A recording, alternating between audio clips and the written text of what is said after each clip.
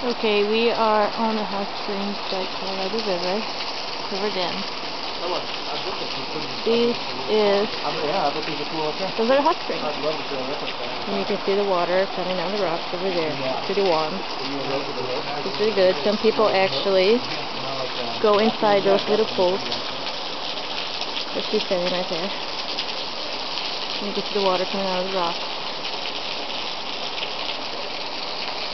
Say hi to the video. Hi, video.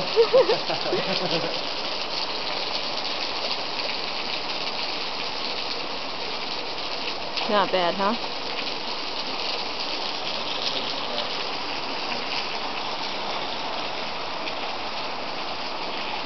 This is where it came down from.